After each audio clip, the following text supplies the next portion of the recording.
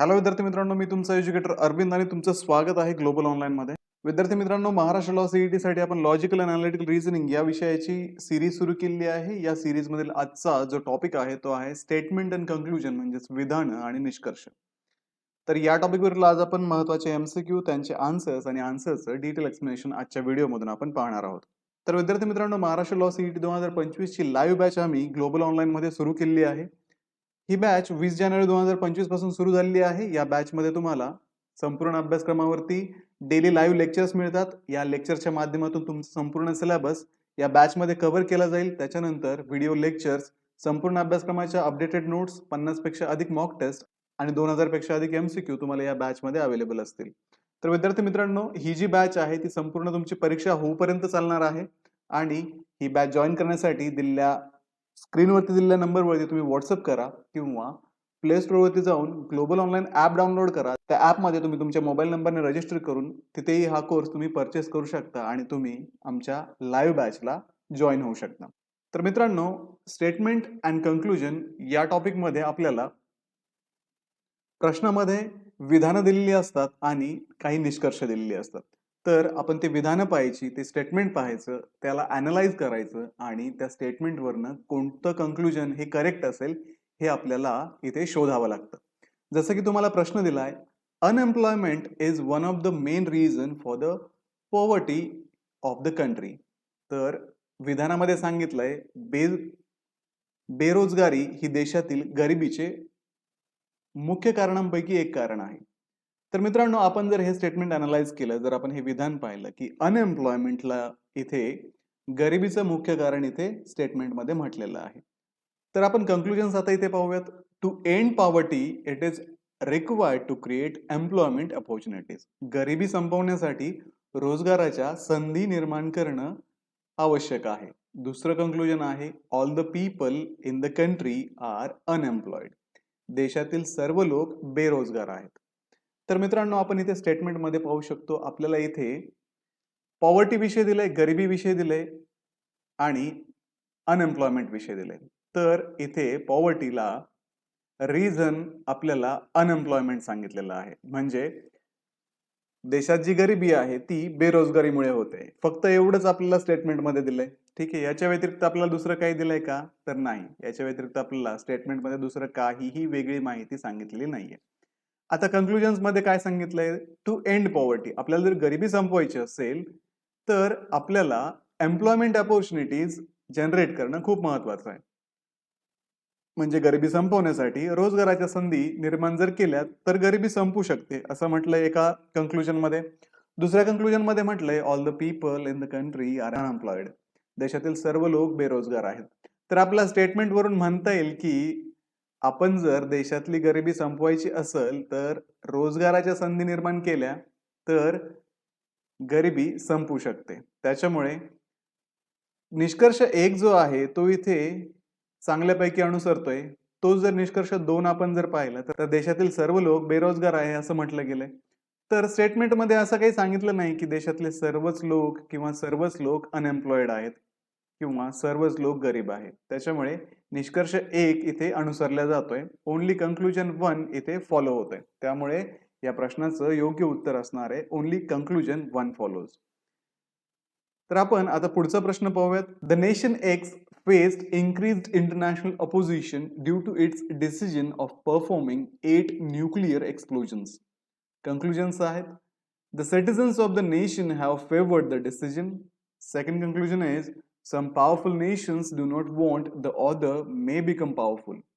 तर राष्ट्र एक्स ला 8 अणुस्फोट करण्याच्या निर्णयामुळे वाढत्या आंतरराष्ट्रीय विरोधाला सामोरे जावे लागते.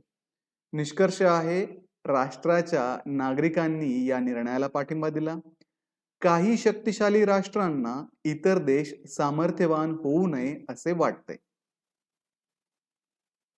तर मित्रांनो, आपल्या स्टेटमेंटमध्ये जसं सांगितलंय की एका राष्ट्राने 8 अणुस्फोट केले आणि त्या निर्णयामुळे त्या राष्ट्राला आंतरराष्ट्रीय स्तरावरती विरोध होतोय. आणि आपल्याला निष्कर्षामध्येच म्हणजे कन्क्लुजन मध्ये सांगितलंय की राष्ट्राच्या नागरिकांनी या निर्णयाला पाठिंबा दिला आहे. आणि दुसरं कन्क्लुजन दिलंय, काही शक्तिशाली राष्ट्रांना इतर देश सामर्थ्यवान होऊ नयेत असे वाटते.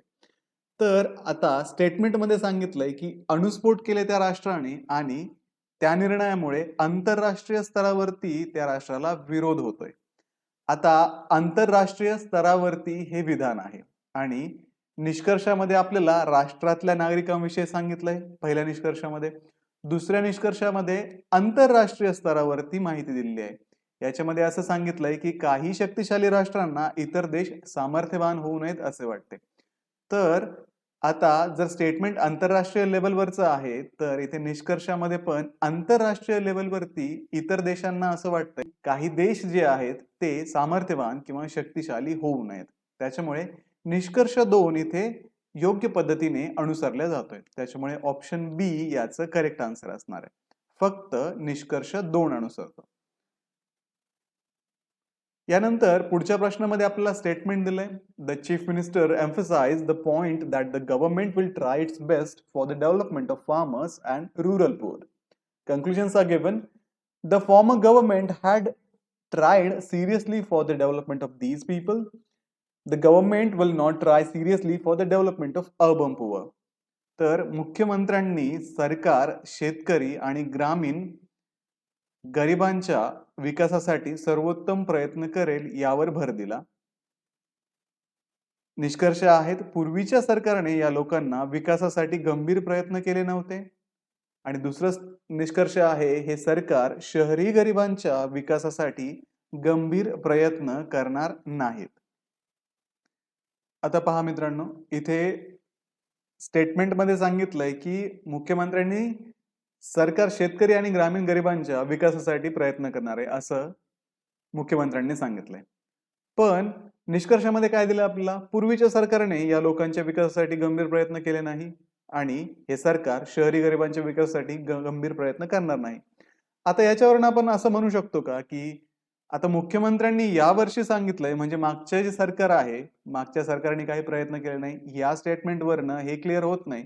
मागच्या सरकारने मे बी प्रयत्न केले असतील आणि मुख्यमंत्र्यांना परत या नवीन सरकारमध्ये अजून प्रयत्न करायचे असतील. त्यामुळे स्टेटमेंट मधलं जे अर्थ आपण जर घेतला आणि निष्कर्षाला जोडून पाहिला तर निष्कर्ष 1 इथे पूर्णतः चुकीचा आहे. त्याच्यामुळे निष्कर्ष 1 याच्या सोबत स्टेटमेंटचा काही संबंध नाहीये आणि हे सरकार शहरी गरिबांच्या विकासासाठी गंभीर प्रयत्न करणार नाही हा दुसरा निष्कर्ष आहे. तर मुख्यमंत्र्यांनी इथं सांगितलंय की ग्रामीण विकासासाठी सर्वोत्तम प्रयत्न करेल. पण मुख्यमंत्री असे नाही म्हटले की शहरी गरिबांसाठी आम्ही काहीच करणार नाही. त्याच्यामुळे निष्कर्ष 2 पण आपण या स्टेटमेंटवरनं काढू शकत नाही. त्यामुळे येथे नायदर कन्क्लुजन 1 नॉर 2 फॉलोज हा करेक्ट ऑप्शन इथे असणार आहे. त्याच्यामुळे ऑप्शन डी याचं योग्य उत्तर आहे. ठीक आहे. आपल्याला स्टेटमेंटमध्ये काय दिलंय त्याच्यावरती भर द्यायचा आहे आणि स्टेटमेंटचा काय अर्थ निघतोय ते आपण निष्कर्षामध्ये पाहतो. त्याच्यामुळे मे बी तुम्हाला असं वाटेल की जनरली नवीन मुख्यमंत्री आल्यानंतर ते घोषणा करतात आणि ते मागच्या सरकारला नाव ठेवतात. पण हे आपलं अझम्पशन झालं. ठीक आहे. त्याच्यामुळे आपलं अझम्पशन्स इथे आपल्याला वापरायचं नाही. आपला जो पूर्वाग्रह आहे तो इथे आपल्याला यूज करायचा नाही. फक्त स्टेटमेंटमध्ये काय दिलंय त्याच्यावरनं काय अर्थ निघू शकतो हे आपण पाहतोय. आता आपण पुढचा प्रश्न पाहूयात. अमेरिका's defense secretary reiterated that they would continue to supply arms to Pakistan. Conclusion दिले आपला Pakistan is incapable of manufacturing arms. It would ensure peace in the region. तर अमेरिकेच्या संरक्षण मंत्र्यांनी पाकिस्तानला शस्त्रास्त्रे पुरवणे सुरूच राहील असे पुनरुच्चार केले. निष्कर्ष आपल्याला दिलेत पाकिस्तानला शस्त्रास्त्रे तयार करता येत नाहीत आणि 2 यामुळे या प्रदेशात शांतता टिकून राहील. आता विधानामध्ये आपल्याला दिलंय की अमेरिकेचे जे संरक्षण मंत्री आहेत त्यांनी पाकिस्तानला शस्त्रास्त्रे आम्ही देत राहू असं सांगितलंय. तर विधानामध्ये असं नाही म्हटलंय की पाकिस्तान शस्त्रास्त्रे बनवू शकत नाही म्हणून आम्ही देत राहू किंवा आमच्या शस्त्रास्त्र दिल्यामुळे तिथे शांतता टिकून राहील. या दोन्हीही निष्कर्षांशी या विधानाचा कुठलाही काही संबंध नाहीये.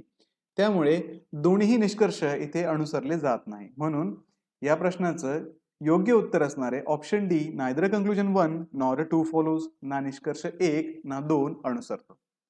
तर आपण आता पुढचा प्रश्न पाहूयात.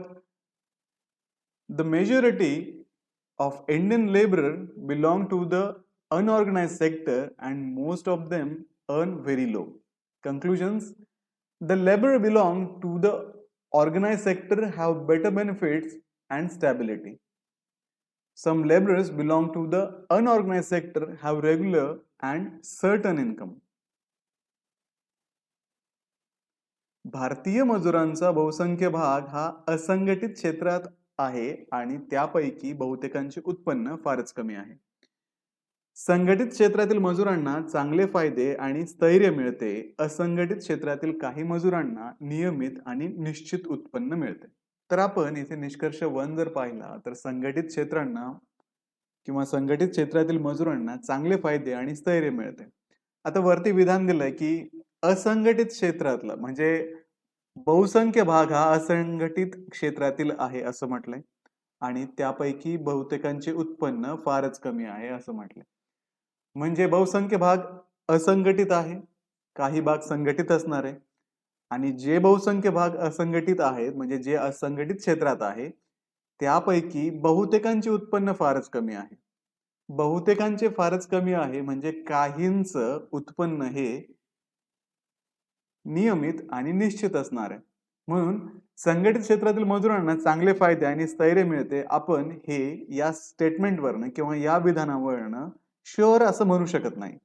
पण विधानामध्ये जसं सांगितलंय की बहुसंख्य भाग असंघटित आहे म्हणजे काही भाग संघटित पण असणार आहे आणि दुसरं बहुसंख्य भाग असंघटित असून त्यापैकी जेवढा असंघटित भाग आहे त्यापैकी बहुतेकांचे उत्पन्न फारच कमी आहे. बहुतेकांचे कमी आहे म्हणजे काहींचं उत्पन्न इथे नियमित आणि निश्चित असणार आहे. त्याच्यामुळे निष्कर्ष 2 जो आहे असंघटित क्षेत्रातील काही मजुरांना नियमित आणि निश्चित उत्पन्न मिळते हा निष्कर्ष इथे योग्य असणार आहे. त्याच्यामुळे ओनली कंक्लुजन 2 फॉलोज, फक्त निष्कर्ष 2 अनुसरतो हे याचं योग्य उत्तर असेल. आता पुढचा प्रश्न आहे seal tenders are invited from competent contractors experienced in executing construction job. Conclusions आहेत tenders are invited only from experienced contractors. It is difficult to find competent tenders in the construction job. बंद लिफाफ्यातील निविदा अशा पात्र ठेकेदाराकडून मागवण्यात आलेल्या आहेत ज्यांना बांधकामाची कामे करण्याचा अनुभव आहे. आता निष्कर्ष आपल्याला दिलाय निविदा फक्त अनुभवी ठेकेदारांकडूनच मागवण्यात आलेल्या आहेत आणि बांधकामाच्या कामासाठी पात्र निविदादार मिळवणे कठीण आहे. आता आपण निष्कर्ष 1 कडे जर पाहिलं तर निविदा फक्त अनुभवी ठेकेदारांकडूनच मागवण्यात आलेला आहे. आता विधानाकडे पहा.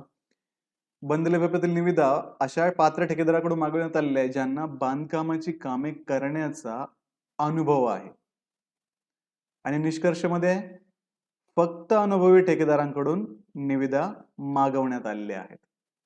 म्हणजे हे इथे मॅच होतंय. दुसऱ्या याच्यामध्ये जर पाहिलं आपण बांधकामाच्या कामासाठी पात्र निविदादार मिळवणे कठीण आहे. तर असं काही नाही दिलेलं स्टेटमेंटमध्ये. इथे फक्त निविदा मागवल्यात आणि त्या पण ज्यांना अनुभव आहेत अशा अनुभवी ठेकेदारांकडून या निविदा म्हणजे हे टेंडर्स मागवण्यात आलेले आहेत. त्याच्यामुळे फक्त निष्कर्ष 1 इथं अनुसरला जातोय. Only conclusion 1 follows. फक्त निष्कर्ष 1 अनुसरतो हे याचं योग्य उत्तर आहे ऑप्शन ए. ठीक आहे, समजलंय मग? तर मित्रांनो हे होते महाराष्ट्र लॉ सीईटी 2025 साठी काही महत्त्वाचे एमसीक्यू ज्याच्यामध्ये आपण स्टेटमेंट अँड कंक्लुजन, विधान आणि निष्कर्ष या टॉपिकवरील हे एमसीक्यू पाहिले. त्यांचे आन्सर्स आणि डिटेल एक्सप्लेनेशन पण आपण या व्हिडिओमधून पाहिले. तर व्हिडिओ आवडला असल्यास लाईक करा, तुमच्या मित्रांना हा व्हिडिओ शेअर करा आणि 20 जानेवारी पासून जी आमची लाईव्ह बॅच सुरू झालेली आहे ती बॅच जॉईन करण्यासाठी आणि तुमचा सिलेबस संपूर्ण कव्हर करण्यासाठी आजच ही बॅच जॉईन करा. बॅच जॉईन करण्यासाठी तुम्हाला स्क्रीनवरती काही नंबर्स दिलेत त्याच्यावरती तुम्ही व्हॉट्सअपद्वारे मेसेज करा किंवा प्ले स्टोअरवरती जाऊन ग्लोबल ऑनलाईन ॲप डाउनलोड करा, तिथेही हा कोर्स तुम्ही परचेस करू शकता. ठीक आहे, तर भेटूया अशाच पुढच्या व्हिडिओमध्ये. तोपर्यंत एक्झामचं प्रिपरेशन करत राहा. थँक्यू.